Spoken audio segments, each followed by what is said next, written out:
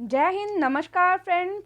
हम यहाँ पर आज प्रैक्टिस पेपर लगाने वाले हैं इंडियन आर्मी का, जिसमें आपके 4 विषय रहेंगे। आपको पता ही है, जीके, जीएस, मैथ्स और रीजनिंग। ठीक है, मैथ्स और रीजनिंग आपके विषय रहेंगे। 4 विषय।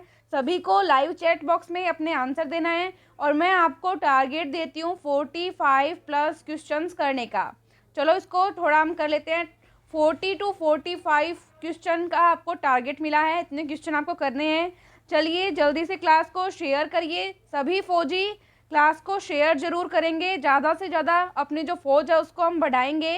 पहला क्वेश्चन आपके सामने आ गया है। भारत रत्न पुरस्कार पाने वाले प्रथम भारतीय थे? महात्मा गांधी, इंदिरा गांधी, अब्दुल कलाम या डॉक्टर एस राधाकृष्णन? तो आपको पता है डॉक्टर एस राधाकृष्णन को मिला था जो भारत रत्न पुरस्कार है, पहले व्यक्ति थे। क्वेश्चन नंबर 2 आपके सामने आ गया है। गुरु ग्रंथ साहिब पुस्तक किस धर्म से संबंधित है? तो ये हम सभी को पता है, सिख धर्म से संबंधित है। ठीक है, इसके अलावा क्वेश्चन 3 आपके स्क्रीन पे आ चुका है। राष्ट्रीय खेल दिवस, जो कि आपको पता होना चाहिए कब आता है, 29 अगस्त को आता है। ये किस खिलाड़ी के जन्म दिवस पर मनाया जाता है, आपको बताना है। मैं आपको छोटा सा हिंट दूंगी। हॉकी का जो जादूगर है, उसके जन्म दिवस पे ये राष्ट्रीय खेल दिवस जो है मनाया जाता है। तो हॉकी का जादूगर कौन है, आपको बताना है। ये भी जीके का क्वेश्चन है और ये भी कई बार एग्जाम में आ जाता है, तो इसको ध्यान रखेंगे। तो हॉकी का जादूगर कहे जाने वाले हैं मेजर ध्यानचंद। मेजर ध्यानचंद। और हॉकी जो है वो भारत का राष्ट्रीय खेल है, भारत का राष्ट्रीय खेल। क्रिकेट जो है वो बहुतायत देखा जाता है भारत में, लेकिन भारत का जो राष्ट्रीय खेल है वो हॉकी ही है, ये आपको ध्यान रखना है। हॉकी का जादूगर मेजर ध्यानचंद को कहते थे। राष्ट्रीय खेल दिवस कब आता है, तो ये भी इम्पोर्टेंट है। राष्ट्रीय खेल दिवस 29 अगस्त को आता है। चलिए चलते हैं हमारे नेक्स्ट क्वेश्चन पे। अगर क्लास पसंद आ रही है तो लाइक ज़रूर करें। वैसे भी फौजी तो होते हैं दिल के बादशाह, तो लाइक में कंजूसी नहीं होनी चाहिए। क्वेश्चन नंबर 4 आ चुका है। मिसिसिपी नदी का संबंध किससे है? मिसिसिपी नदी, तो मिसिसिपी नदी का संबंध जो है वो अमेरिका से। किससे है? अमेरिका से। तो ए ऑप्शन आपका राइट हो जाएगा। ठीक है, 3 क्वेश्चन हम कर चुके हैं अभी तक और अब चौथा क्वेश्चन भी हमने कर लिया है, अमेरिका। ठीक है, 5वां क्वेश्चन आपके सामने है। भारत में सर्वाधिक वन किस राज्य में है? Very important question. तो ये मध्य प्रदेश यानी कि एमपी में है। बी ऑप्शन राइट हो जाएगा। क्वेश्चन नंबर 6, भारत में पहली रेल कब चली थी, ये आपको बताना है। क्वेश्चन नंबर 6, तो ये 1853 में चली थी। मैंने कुछ दिन पहले प्रैक्टिस पेपर करवाया था जिसमें मैंने बताया था कि कहाँ से कहाँ तक चली, तो वो आप मुझे कमेंट बॉक्स में कमेंट करके बताएंगे। और पहले प्रैक्टिस पेपर 9 करवा चुके हैं हम, 9 तक। अगर किसी ने नहीं किए हैं तो वो प्रैक्टिस पेपर ज़रूर लगाएं और अपनी तैयारी को और अच्छा करें। क्वेश्चन नंबर 7, थार मरुस्थल कहाँ स्थित है? थार मरुस्थल, तो ये हमारे राजस्थान में स्थित है। क्वेश्चन नंबर 8, प्रथम भारतीय विश्व सुंदरी थी? प्रथम भारतीय विश्व सुंदरी, तो प्रथम भारतीय विश्व सुंदरी जो है हमारी यहाँ रीता फारिया। रीता फारिया, ये देखिए ये नीचे लग गया है मुझसे सी ऑप्शन, और डी ऑप्शन जो ऊपर लग गया, बट हमें सी ऑप्शन राइट करना है। ठीक है, रीता फारिया। ठीक है, रीता फारिया जो है वो प्रथम भारतीय विश्व सुंदरी यानी कि मिस वर्ल्ड थी। ठीक है, मिस वर्ल्ड। ठीक है, मैं लिख देती हूँ, समझ जाएंगे। हो सकता है कोई हिंदी में नहीं समझ पा रहा हो। चलिए नेक्स्ट क्वेश्चन पे चलते हैं। सुष्मिता सेन जो है वो मिस यूनिवर्स रही हैं, मिस यूनिवर्स। ठीक है, हो गए क्वेश्चन। चलिए, प्रियंका चोपड़ा भी मिस वर्ल्ड रही हैं और ऐश्वर्या राय भी मिस वर्ल्ड रही हैं। ठीक है, तो ये भी ध्यान रख लेना। क्वेश्चन नंबर 9 आपके सामने आ गया है। प्रसिद्ध अक्षरधाम मंदिर स्थित है? अक्षरधाम का जो मंदिर है वो कहाँ स्थित है? ऐसे तो कई जगह स्थित है, अपने दिल्ली में भी है, लेकिन प्रसिद्ध अक्षरधाम का जो मंदिर है वो कहाँ पे है, वो आपको बताना है। तो ये गुजरात में है। कहाँ पे है? गुजरात में। बी ऑप्शन आपका राइट हो जाएगा। क्वेश्चन नंबर 10 पे आ गए हम। भारत में लड़के लड़की की विवाह की न्यूनतम आयु क्या है? देखो अभी ये जो आयु है उसको थोड़ा और बढ़ाने की सिफारिशें चल रही है। ऐसे कहा जा रहा है कि लड़की की आयु भी 21 कर दी जाए, बट अभी के लिए अगर हम मानते हैं तो लड़के की उम्र तो 21 वर्ष और लड़की की 18 वर्ष। ठीक है, तो ए ऑप्शन आपका राइट हो जाएगा। चलते हैं हमारे नेक्स्ट क्वेश्चन पे। नेहरू गोल्ड कप किस खेल से संबंधित है? ये सारे क्वेश्चन पीछे एग्जाम्स में पूछे जा चुके हैं, इसलिए मैंने यहाँ पे आज टेस्ट में लगाए हैं।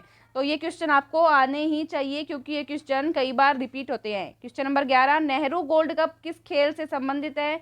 तो ये हॉकी से संबंधित है। किससे संबंधित है? हॉकी से। ठीक है। क्वेश्चन नंबर 12, भारत की प्रमुख रबी की फसल कौन सी है? ये तो हमें पता ही होगा, वैसे भी ज़्यादातर जो हम लोग हैं आर्मी की तैयारी करते हैं वो किसान फैमिली से बिलोंग करते हैं। गाँवों से जनसंख्या जो है वो ज़्यादा रहती है, आर्मी के प्रति लगाव जो है वो ज़्यादा रहता है।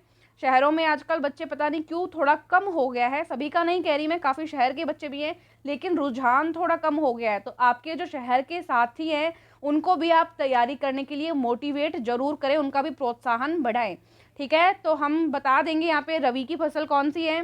तो गेहूँ, जौ, चना ये भी है, सरसों, मटर, राई भी है, और तंबाकू, जई और बरसिम भी है। तो सारी हैं, तो उपयुक्त सभी, डी ऑप्शन आपका राइट हो जाएगा। क्वेश्चन नंबर 13, पृथ्वी को 2 बराबर भागों में बांटने वाली काल्पनिक रेखा का नाम? तो पता ही है आपको, भूमध्य रेखा है। ठीक है, बी ऑप्शन, जो भी बी ऑप्शन लगा रहे हैं उनका आंसर राइट है। ठीक है, चलो क्वेश्चन नंबर 14, पेनल्टी किक किस खेल से संबंधित है?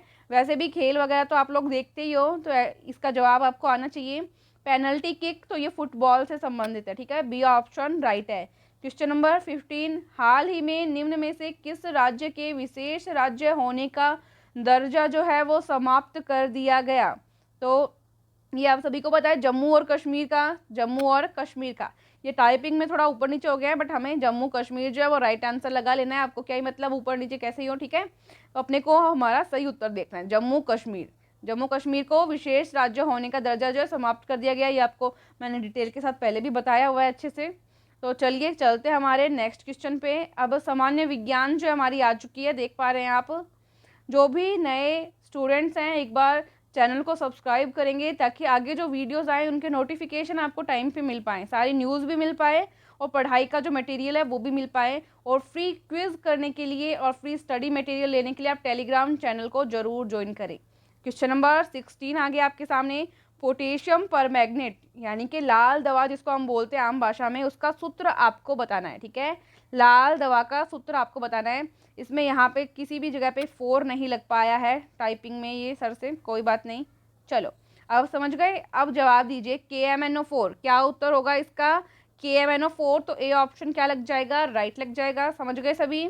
चलिए क्वेश्चन नंबर 17, प्रोटीन का पाचन कहाँ होता है? प्रोटीन का पाचन, तो प्रोटीन का पाचन आपको पता ही है, छोटी आंत में होगा। बी ऑप्शन राइट है। देखो आपकी टॉपिक वाइज क्लासेस चल रही है, टॉपिक वाइज मैथ्स की भी चल रही है और साइंस की भी चल रही है, दोनों क्लासेस चल रही है आपकी। तो जो आपकी मैथ्स और रीजनिंग की क्लास रहती है वो 12 बजे आती है दोपहर में, सीमा मैम लेती है। ठीक है, सीमा मैम लेती है।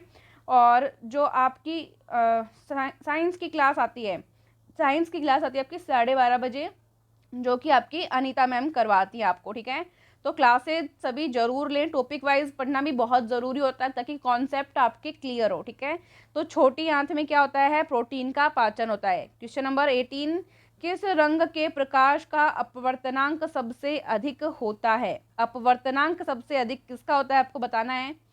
तो जो भी सी ऑप्शन लगा रहे हैं उनका राइट है, बैंगनी, बिल्कुल राइट है, बैंगनी। ठीक है, सी ऑप्शन हो गया। नेक्स्ट क्वेश्चन, इलेक्ट्रोकार्डियोग्राम किस अंग की जानकारी प्रदान करता है? तो ये हृदय में आलिंद और निलय की जानकारी प्रदान करता है। तो ए ऑप्शन जिसने भी लगाया है वो राइट होगा। कई बच्चे तो क्या करते हैं, बड़ा सा दिखे वही देख के टिक लगा देते हैं, हाँ ये सही होगा, और कभी कभी वो हो भी जाता है। ठीक है, चलो क्वेश्चन नंबर 20, अभिसारी लेंस का कार्य है। अभिसारी लेंस का क्या कार्य आपको बताना है। तो अभिसारी लेंस जो होता है वो किरणों को एकत्रित करता है। क्या करता है? किरणों को एकत्रित करता है। तो बी ऑप्शन क्या हो जाएगा यहाँ पे आपका? राइट हो जाएगा। ठीक है, क्वेश्चन नंबर 21, परमाणु बम किस सिद्धांत पर कार्य करता है? परमाणु बम, ये मैंने आपको टॉपिक वाइज क्लास में बताया भी था, परमाणु बम बताया था मैंने आपको, और जो नाभिकीय संलयन और नाभिकीय विखंडन की अभिक्रियाएं बताई थी, जितनी भी नाभिकीय अभिक्रियाएं थी सारी बताई थी, और परमाणु रिएक्टर के बारे में भी बताया था मैंने आपको। तो टॉपिक वाइज क्लासेस जरूर देखें ताकि कॉन्सेप्ट क्लियर हो। अब देखो 21 क्वेश्चन में परमाणु बम जो होता है वो नाभिकीय विखंडन के सिद्धांत पर काम करता है। ठीक है, तो ए ऑप्शन आपका क्या हो जाएगा? राइट हो जाएगा। ठीक है, तो 21 में ए हो गया, जो भी ए जवाब दे रहे हैं नाभिकीय विखंडन उनका सही है, परमाणु बम। ठीक है, चलो क्वेश्चन नंबर 22, जिस निकाय से न तो ऊष्मा ली जाती है और न ही ऊष्मा उस निकाय को दी जाती है, वह कौन सा निकाय कहलाता है। 22 नंबर क्वेश्चन है।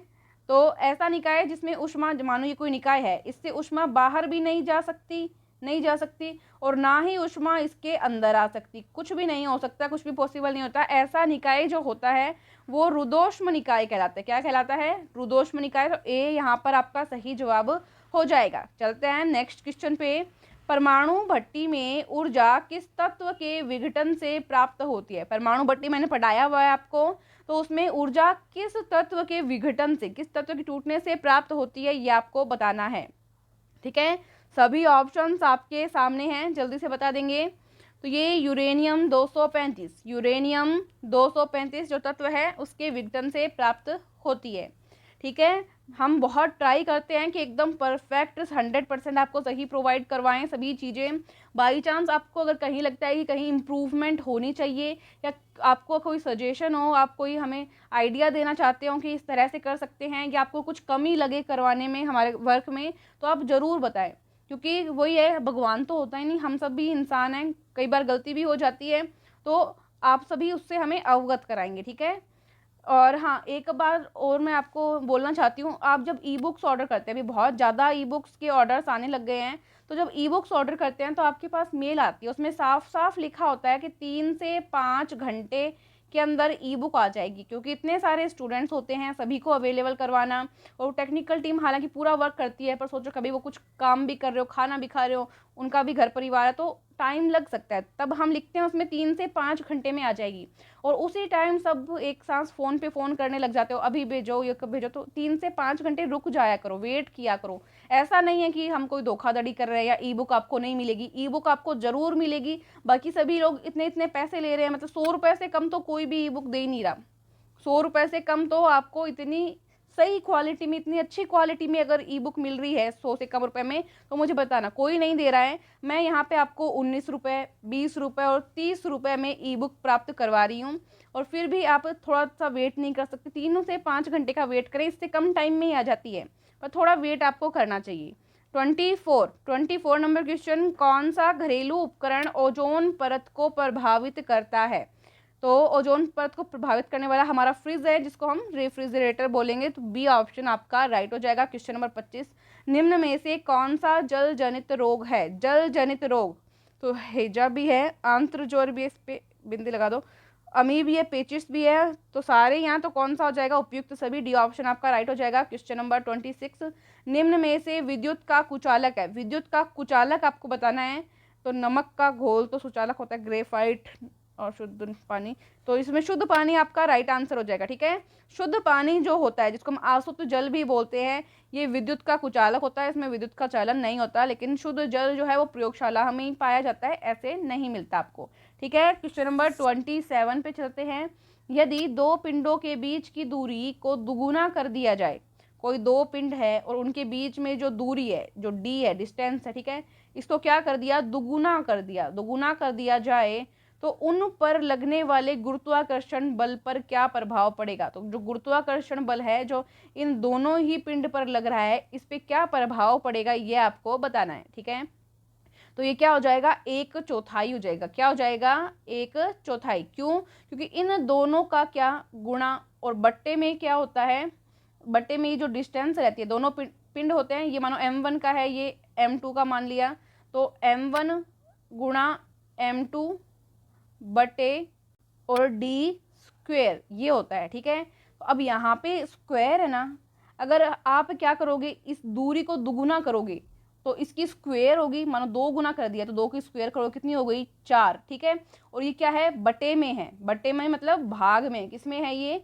भाग में है, तो मतलब भाग में होता है तो क्या हो जाएगा? ये 1/4 हो जाएगा। ठीक है, अगर गुणा में होता तो 4 गुना होता, लेकिन अब ये किस में है? भाग में है, तो क्या हो जाएगा? 1/4 हो जाएगा गुरुत्वाकर्षण बल। ठीक है, ये किसका सूत्र होता है? गुरुत्वाकर्षण बल का, बल का। ठीक है, यहाँ पर नियतांक भी आ जाता है जी। ठीक है, यहाँ पे क्या आ जाता है? नियतांक भी आ जाता है। चलिए चलते हैं नेक्स्ट क्वेश्चन पे। तंबाकू का मुख्य घटक है, तंबाकू का मुख्य घटक आपको बताना है 28 नंबर क्वेश्चन। तो ये निकोटीन होता है, आपको पता ही है, डी ऑप्शन आपका राइट हो जाएगा। शुष्क बर्फ है तो बिना देखे ही कर सकते हैं ये तो, क्योंकि इतनी बार रिपीट हो चुका। ठोस कार्बन डाइऑक्साइड को शुष्क बर्फ कहते हैं, ठीक है। नेक्स्ट क्वेश्चन, विद्युत प्रतिरोध का नियम किसने दिया? तो विद्युत प्रतिरोध का नियम जो है वो ओम ने दिया था। V equal to I R नियम था ना, V equal to I R. क्या बोला था इसने? V समानुपाती होता है I के। फिर ये समानुपाती वाला निशान हटाया था, तब इसकी जगह क्या आ गया था? बराबर का निशान आ गया था। और ये R जो है ये नियतांक आ गया था। ये क्या आ गया था? नियतांक आ गया था, ठीक है। इसी को ही रेजिस्टेंस या प्रतिरोध कहते हैं, ठीक है। ये था पूरा टॉपिक वाइज, क्लास में बताऊंगी अच्छे से। तो चलिए अभी के लिए ओम यहाँ पे आप राइट आंसर लगा लीजिए। नेक्स्ट क्वेश्चन पे चलते हैं। ताप बढ़ाने पर किसी अर्धचालक के प्रतिरोध पर क्या प्रभाव पड़ता है? ताप जब बढ़ाते हैं तो प्रतिरोध पर क्या प्रभाव पड़ेगा? कोई अर्धचालक के प्रतिरोध पर, ध्यान रखना है क्या पूछा है, अर्धचालक के प्रतिरोध पर क्या प्रभाव पड़ेगा। तो ये अर्धचालक का प्रतिरोध क्या होगा? कम होगा। क्या हो जाएगा? कम हो जाएगा। क्वेश्चन नंबर 32, विद्युत चुंबकीय प्रेरण का सिद्धांत किसने दिया? तो ये फेराडे ने दिया। फेराडे के लॉ आप पढ़ते भी हैं, 9th या 10th क्लास में मिलेंगे आपको, पढ़ सकते हैं आप। क्वेश्चन नंबर 33, निम्न में से किसके कारण रक्त का रंग लाल होता है? रक्त का रंग जो है वो किसके कारण लाल होता है, ये आपको बताना है। Calcium, WBC, iron, haemoglobin. तो हीमोग्लोबिन रक्त में पाया जाता है, इसके कारण रक्त का रंग लाल होता है। नेक्स्ट क्वेश्चन, भूकंप के समय किस प्रकार की तरंगे उत्पन्न होती हैं? तो ये अपश्रव्य तरंगे उत्पन्न होती हैं। क्वेश्चन नंबर 35, इसके बाद में मैथ्स आ जाएगी आपकी। लेंस की आवर्धन क्षमता को किस में मापते हैं, ये आपको बताना है। तो ये डायप्टर में मापी जाती है। काफ़ी इंपॉर्टेंट क्वेश्चन है ये। तो ये आपका राइट हो गया, ठीक है। जीके जीएस हो चुका है। अब आपके मैथ्स के क्वेश्चन आते हैं। सर आपको मैथ्स करवाने वाले हैं और लास्ट में आपको बताना है कि कितने क्वेश्चन आपके राइट हुए हैं, ठीक है। ये सारे क्वेश्चन मैथ्स और रीजनिंग के क्वेश्चन करवाए जाएंगे। मैं आपको एक बार बता देती हूँ, ये आपकी क्लास का टाइम टेबल रहता है। रेगुलर लाइव क्लासेस आपकी आती हैं और ये अपनी बुक्स है। ये अपनी बुक है आर्मी की। एक तो है फुल सिलेबस बुक और दूसरी है प्रैक्टिस पेपर बुक, ठीक है। तो जीडी और ट्रेड्समैन की तैयारी करने वाले साथी जो बुक्स ले भी सकते हैं। और साइंस की सभी पोस्ट के लिए बुक रेडी हो गई है। इंग्लिश मीडियम वाले स्टूडेंट्स के लिए तो वो ई बुक ले सकते हैं। चलिए अब आप मैथ्स कीजिए। Okay, thank you Taruna ma'am, GK और जीएस को अच्छे से समझाने के लिए। चलिए आगे के क्वेश्चंस मैथ्स और रीजनिंग के रहने वाले हैं, जो आप सभी को पता ही है, आर्मी में मैथ्स रीजनिंग आती है। तो चलिए शुरू करते हैं। मैथ्स का पहला क्वेश्चन आपको दिख रहा है स्क्रीन पे, 36 नंबर क्वेश्चन की बात हो रही है। 1200 रुपये पर, अच्छा इंग्लिश हिंदी दोनों के लिए, तो मैं बता दूंगा, मतलब इंग्लिश में भी। 1200 रुपये पर एक साल के लिए 10% की दर से अर्धवार्षिक गणना करने पर सरल ब्याज व चक्रवर्ती ब्याज के बीच का डिफरेंस, ठीक है। ये बोल रहा है कि 1200 रुपये हैं, उसको 10% की अगर अर्धवार्षिक दर है तो चक्रवर्ती ब्याज और सरल ब्याज के बीच में अंतर क्या होगा वो बताना। अच्छा एक बार जो भी दिया वो लिख लेते हैं। मैथ्स में एक रूल है, लिखते जाओ, क्वेश्चन सॉल्व हो जाएगा, मतलब समझ में आ जाएगा आपको। तो देखो मूलधन दिया है कितना, 1200 रुपये दिया है, ओके।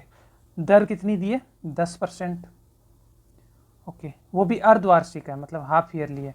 तो एक्चुअल में दर कितनी हो जाएगी, दर अपने को पता है, जब वार्षिक करते हैं तो दर आधी हो जाती है, ये वार्षिक, ठीक है।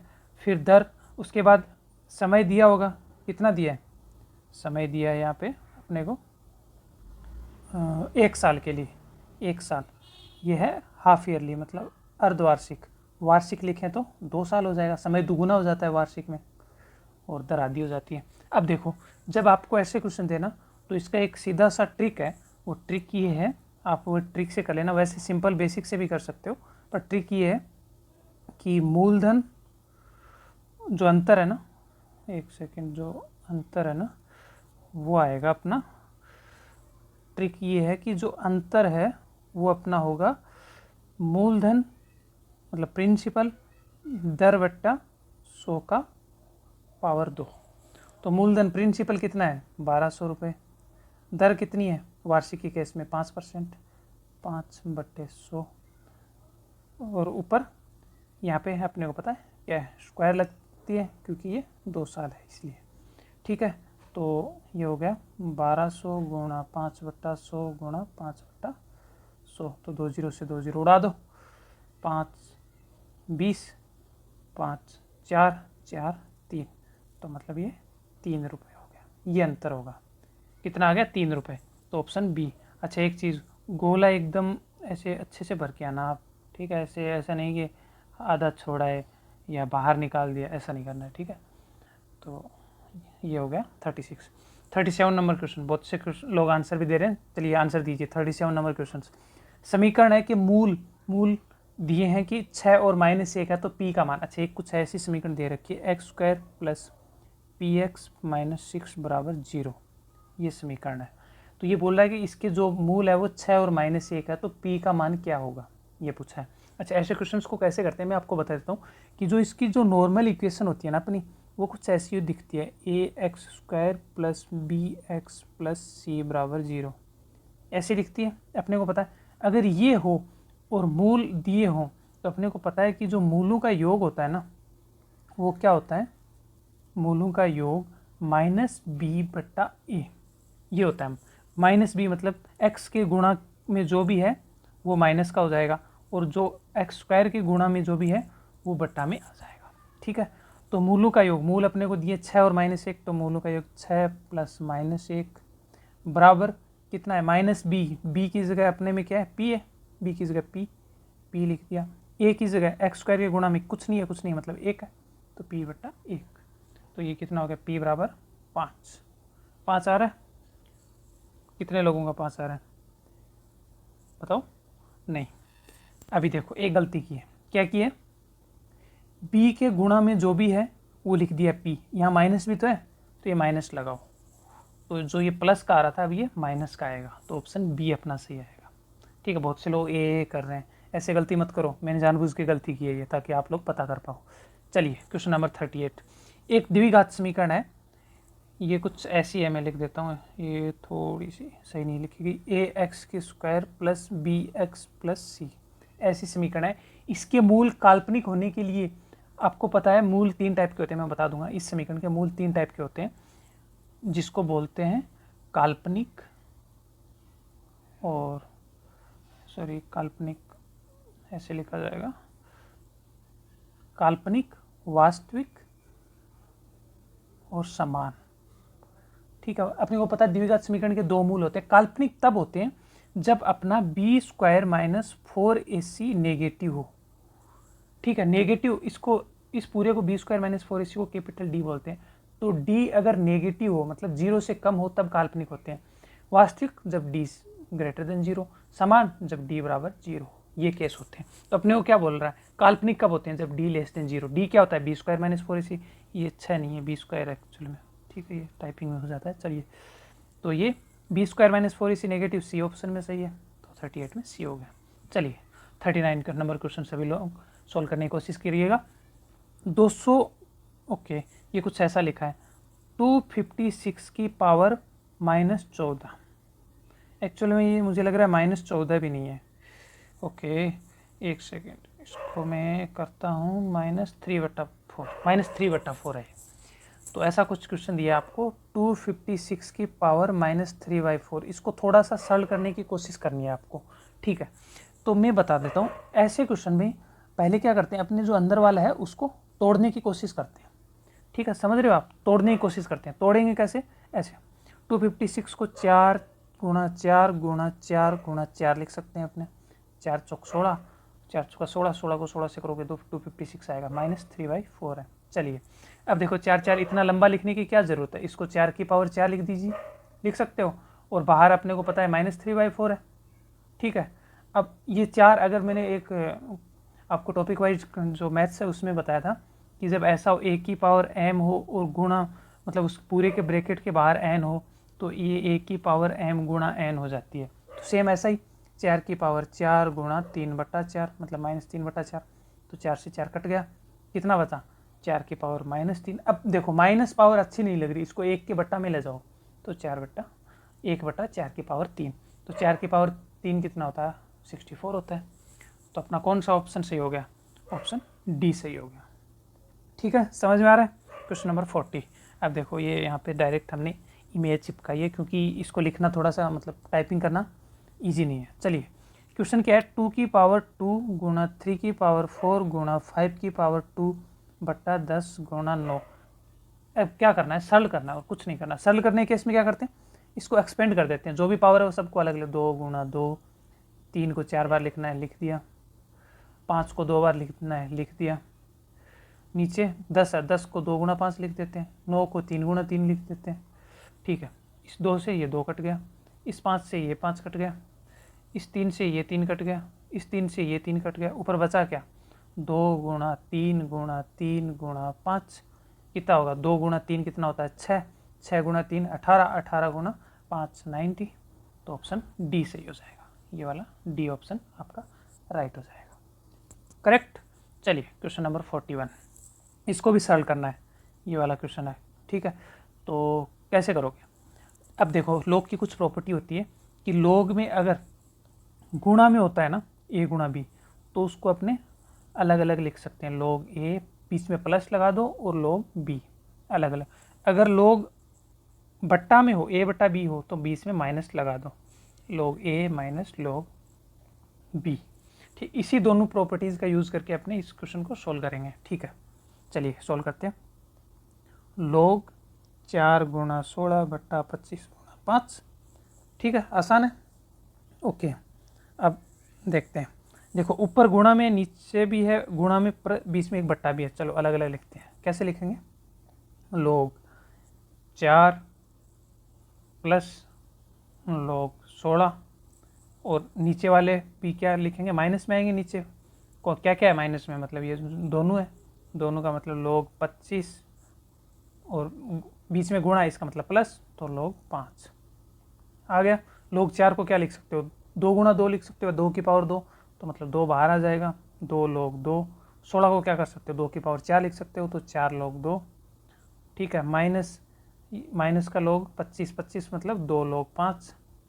ठीक है, ये माइनस इस प्लस से गुणा में होगा तो क्या हो जाएगा, माइनस बन जाएगा, तो माइनस लॉग 5 ऑप्शन दिख रहा है। जैसे इतना लिखा आपको समझ में तो आ ही गया होगा, ये ऑप्शन आ रहा है, क्योंकि और बाकी तो मैच नहीं हो रहे। ठीक है, सोल्व हो गया। चलिए क्वेश्चन नंबर ए इसमें सही हो गया। क्वेश्चन नंबर 42, एक खंबे की ऊंचाई 40 मीटर है, कुछ ऐसा पोल है। ठीक है, ये 40 मीटर ऊंचा है। अब क्या बोल रहा है, यदि साइन थीटा है, साइन थीटा बराबर 8/17, तो अपने को पता है कि साइन थीटा 8/17 दे रखा है। तो अपने को पता है कि साइन थीटा होता क्या है, साइन थीटा होता है लंब, ये लंब है मान लो, ये कर्ण है, ये थीटा है, तो ये 90 डिग्री का होता है ये, और ये अपना आधार है। तो साइन थीटा होता है लंब बट्टा आधार। ठीक है, लंब बट्टा आधार होता है साइन थीटा, नहीं, लंब बट्टा कर्ण होता है। ठीक है, एक सेकंड इसको मिटाता हूँ मैं, इसको मिटा दिया, लंब बट्टा कर्ण होता है साइन थीटा।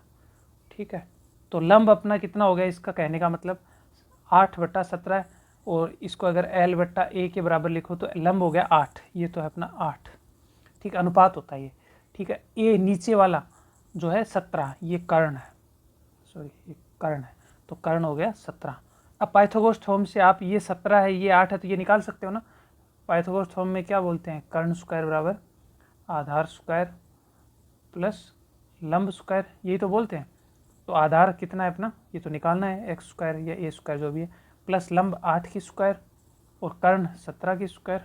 तो 17 की स्क्वायर कितना होता है, 289, 289 ही होता है ना। तो 289 माइनस 64 बराबर x की स्क्वायर, तो x आ गया यहाँ पे 25 नहीं 15, तो x 15 मतलब ये आ गया अपना 15। अब देखो क्या पूछा अपने को, तो खंबे की परछाई बताओ, ये खंबा है तो परछाई कौन सी होगी, ये।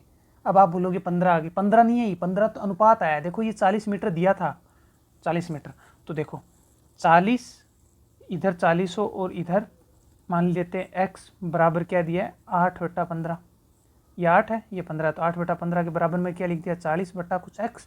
ठीक है, ठीक है, अब वजर गुणा कर लो, कितना आ गया 15 5 75, तो 75 इसका आंसर आ जाएगा, ऑप्शन नंबर डी सही हो जाएगा। ठीक है, तो ये अनुपात था, तो इस टाइप से अपने हल कर लेते हैं, सबको पता ही है वैसे। चलिए क्वेश्चन नंबर 43 ऐसा लिखा है a की पावर 9 इंटू a की पावर 7। तो अपने को पता है बीच में गुणा है और आधार बराबर है तो गातें आपस में जुड़ जाती है, तो a की पावर 9 प्लस 7 कितना हो गया a की पावर 16। अब कई लोग क्या कर देते हैं, ये गुणा में है तो इनको भी जो पावर है उसको भी गुणा कर देते हैं, बेवकूफ़ हो जाते हैं वो फिर। तो a की पावर 63 आंसर मतलब b लगा देते हैं, वो b नहीं है इसका आंसर, a की पावर 9 और 7 16, ए ऑप्शन इसका राइट हो जाएगा। ठीक है, चलिए आगे बढ़ते हैं क्वेश्चन नंबर 44। 50 क्वेश्चन होते हैं आपको पता ही है आर्मी में। चलिए, एक वर्ग के विकिरण की लंबाई इतनी है तो 8 सेंटीमीटर अगर विकिरण है तो वर्ग की भुजा क्या होगी। ओके, आपने को पता है कि वर्ग कुछ ऐसा दिखता है ना, ये अपने को 8 दे दी और ये अपने को पता है सब बराबर होती है वर्ग में। ठीक है, तो ये पाइथागोरस थ्योरम से आप निकाल नहीं सकते क्या, ये 8 दी है, ये ए है, तो पाइथागोरस थ्योरम क्या बोलती है, ए स्क्वायर प्लस ए स्क्वायर बराबर 8 स्क्वायर। ए स्क्वायर कितनी होगी, 2a स्क्वायर बराबर 64, ए स्क्वायर बराबर 64/2 मतलब 32 ही तो होगी ना, हाँ जी 32 हो गई। तो ए आ गया अपना √32 कितना होता है 4√2। ठीक है, 4√2 कहीं दिख रहा है आपको, मेरे को तो दिख रहा है, मतलब 4 से थोड़ा सा ज़्यादा ऑप्शन डी। ठीक है, ऐसे कॉमन सेंस लगाया करो कि 4 से थोड़ा सा ज़्यादा एक ही ऑप्शन है तो उसको क्लिक करो और आगे बढ़ो। अब कई लोग क्या करते हैं, इसको भी ट्रिक से रट लेते हैं, तो ट्रिक भी बता देता हूँ। जब विकिरण की लंबाई दी हो ना तो आपको भुजा ज्ञात करनी हो, तो ट्रिक आपकी ये है कि विकिरण की लंबाई दी हो ना तो विकिरण होता है अपना भुजा के गुणा में √2। ठीक है, तो विकिरण अपने को 8 दिया है और भुजा अपने को निकालनी है। ठीक है, और √2 है तो ये √2 इसके नीचे चला जाएगा, ये उत्तर आ जाएगा 8/√2।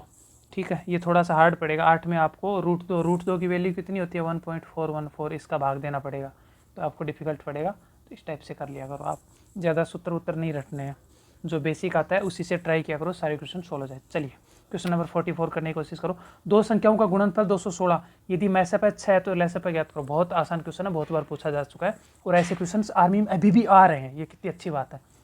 चलिए, दो संख्याएं दिए तो दो संख्याओं का गुणनफल होता है ना, गुणनफल वो होता है लैसेप गुणा मैसेप।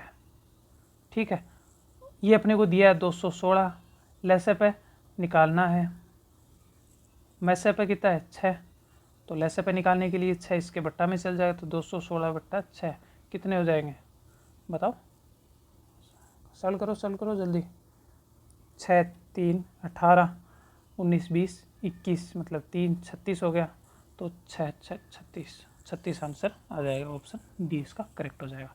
चलिए रीजनिंग वाला पार्ट आ गया। ठीक है, रीजनिंग वाला पार्ट देखियो, मैथ्स में आपके कितने क्वेश्चन सही हुए, अब आपको रीजनिंग करनी है, 5 क्वेश्चन आते हैं रीजनिंग के।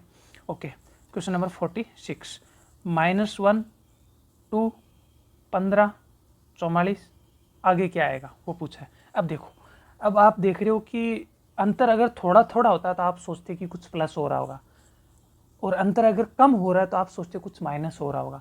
अगर बहुत ज़्यादा हो रहा है तो आप क्या सोचोगे, या तो स्क्वायर हो रहा होगा, या घन हो रहा होगा मतलब क्यूब हो रहा होगा, या फिर किसी संख्या से गुणा हो रहा होगा, यही चीज़ सोचेंगे ना। तो इसमें देखो नंबर बहुत जल्दी से बढ़ रहा है ना, तो ऐसा देखो कि इस एक को मैं ऐसा लिख सकता हूँ ना कि 1 की क्यूब माइनस 1 की स्क्वायर माइनस 1 की स्क्वायर, ये कितना बनेगा, 1 की क्यूब 1 ही होता है, 1 स्क्वायर 1 ही होता है, 1 मतलब 1 - 1 - 1, तो 1 - 1 ये तो 0 -1 बचा। इस 2 को मैं ऐसे लिख दूँ कि 2 की क्यूब माइनस 2 की स्क्वायर माइनस 2 की पावर 1, ये 1 था। ठीक है, ये कितना हो, 2 की क्यूब 8 - 4 - 2, 8 - 6 मतलब 2 बच गया, मतलब अभी तक तो मैच हो रहा है, आगे देखते हैं। इस 15 को मैं ऐसे लिख सकता हूँ, 3 की क्यूब माइनस 3 की स्क्वायर माइनस 3 की 1, तो 3 की क्यूब कितना होता है 27 - 9 - 3 मतलब 27 - 12 कितना बच गया 15। मैच हो रहा है, ये सब मैच हो रहा है। आगे वाला देख लेते हैं, ये होगा 4 की क्यूब माइनस 4 स्क्वायर माइनस 4, तो 4 की क्यूब कितना होता है 64 - 16 - 4 मतलब 64 - 20 मतलब 44। अगला क्या आएगा, अगला आएगा 5 की क्यूब माइनस 5 की स्क्वायर माइनस 5 की पावर 1, 5 की क्यूब 125 -25 -5 मतलब 125 -30 कितना बचा 95 95 बचा ना। तो ऑप्शन नंबर 125 -30 95 बचा, तो ऑप्शन सी हो जाएगा करेक्ट आपका। बहुत लोगों का हो भी रहा है, चलिए अच्छी बात है। रीजनिंग का थोड़ा सा हार्ड था पर ऐसा क्वेश्चन आ सकता है। ओके, अगला क्वेश्चन है, मछली जैसे जल से संबंधित है वैसी चिड़िया। मछली जल में रहती है, अपने सबको पता है। चिड़िया, हम चिड़िया उड़ में उड़ाते हैं, कहाँ उड़ाते हैं, आसमान में, आकाश। चलिए आसान था। 48 नंबर क्वेश्चन, ये रिलेशन वाला क्वेश्चन है जो बहुत लोगों को पसंद है। चलिए, पी क्यू का भाई है, ये पी है कोई, ये बता रहे हैं कि ये जो क्यू है ना इसका भाई है, ठीक है, ये क्यू का भाई है, बना दिया। एम क्यू की बहन है, ये कोई बहन है, ये यहाँ पे भाई लिख दो, ये एम है, ये जो क्यू की बहन है। अब अभी तक ये नहीं पता चला, पी का तो पता चला गया क्यू का भाई है, क्यू का नहीं पता कि ये लड़की है या लड़का, कुछ पता नहीं चला अभी तक इसका। चलिए कोई बात नहीं। क्यू किस प्रकार टी से, अच्छा एक बार, टी पी का भाई है, एक ये यहाँ पे भाई और आ गया टी। अब ये तो है, ये दोनों लड़के हैं, ठीक है, और ये दोनों भाई हैं, और इनका एक जो क्यू है ना उससे भी भाई वाला रिश्ता है। अब इसकी इन तीनों की बहन है जो एम है, ये पूछ रहा है क्यू किस प्रकार टी से संबंधित है। तो टी और क्यू या तो भाई हो सकता है या बहन हो सकता है, क्योंकि इसका पता नहीं चला ये लड़का या लड़की, या भाई बहन कुछ भी हो सकता है, ठीक है। तो ये अपना सी ऑप्शन सही हो गया। चलिए क्वेश्चन नंबर 49, मैं पूर्व की ओर मुँह करके खड़ा हूँ। ये मेरा और मेरा मुँह अपने को पता है। पूर्व किधर होता है, ऊपर की तरफ नॉर्थ, नीचे साउथ, इधर ईस्ट, इधर वेस्ट। नॉर्थ साउथ मतलब उत्तर दक्षिण पूर्व पश्चिम, ऐसा होता है। चलिए, मेरा मुंह किधर है, पूर्व की ओर, इधर मेरा मुंह है। मैं घड़ी की दिशा, अपने को पता है घड़ी ऐसे चलती है, घड़ी की दिशा में 100 डिग्री घूमता हूँ। ओके, ऐसे 100 डिग्री घूमा, चलिए ऐसे में यहाँ इधर मुंह हो गया मेरा। और फिर घड़ी की विपरीत दिशा में 145, चलो इधर में पहले 100 घूमा, फिर वापस घूमा, पहले यहाँ तक आया 100 हो गया, फिर 45 और घूम गया, 145 डिग्री इधर घूम गया। अब बताओ कि मेरा मुंह किधर है, इधर पूर्व है, इधर उत्तर होता है, तो ये कौन सी दिशा होगी, उत्तर पूर्व। सी ऑप्शन सही हो गया, बहुत लोगों का हो रहा है। चलो आसान था। अगला क्वेश्चन, 1/9 1/81, 50वां क्वेश्चन, कितना इजी क्वेश्चन, 1/9 1/81 1/13। तो अपने को पता है ये 9 है, 9 की ये कितना है, ये 81 को क्या लिख सकते हो आप, 9 स्क्वायर लिख सकते हो, तो 13 की यहाँ पे 13 स्क्वायर अगला आंसर हो जाएगा नीचे वाला, तो 1/169। तो ऑप्शन बी अपना करेक्ट हो जाएगा, ठीक है। इजी था, इस प्रकार अपने सारे क्वेश्चन कर लिए। ये लाइव क्लास का आप शेड्यूल देख सकते हो, और ये हमारी बुक्स है, जो ये फुल सिलेबस बुक है। आपको अगर पढ़नी है, अच्छे से आर्मी की तैयारी करनी है, ऐसे इधर उधर भागना नहीं है, तो ये फुल सिलेबस वाली बुक पढ़ो, और प्रैक्टिस बाद में इससे कर लेना, ठीक है। तो ये इतना ही आज की क्लास में। अगर ये मॉडल पेपर, ये प्रैक्टिस पेपर आपको अच्छा लगे, या जो अभी जुलाई में जो एग्ज़ाम होने वाली है ना आर्मी की, उसमें बहुत सारे क्वेश्चन आने की संभावना है हमारे पेपर्स और हमारे बुक्स में। हम चाहते हैं कि आप वो सब करें और सबका सिलेक्शन हो। तो अपने भाई, अपने दोस्त जो भी तैयारी कर रहा हो, उन सबको ये वीडियो शेयर करना, ताकि वो भी एक बार प्रैक्टिस कर लें, और पेन कॉपी लेके आप खुद से देखो कि मेरे कितने सही हो रहे हैं। साथ साथ में ऐसे मार्क करो कि 9 नंबर मैम ने क्या करवाया, जैसे मैंने ए किया है, मैम ने ए करवाया है, या सर ने ए करवाया, दोनों का सही हो गया। 10 नंबर मैंने ए किया, मैम ने बी बताया, मतलब मेरा गलत हो गया। ऐसे टोटल स्कोर करके बताओ नीचे कमेंट में, ऐसे बताओ कि मेरे 45 सही हुए या मेरे 40 सही हुए, ऐसे लिख के बताओ, ठीक है। चलिए अगले वीडियो में मिलते हैं, अगली क्लास में मिलते हैं। तब तक के लिए tata bye bye, take care, Covid से ध्यान रखना। Okay, thank you so much.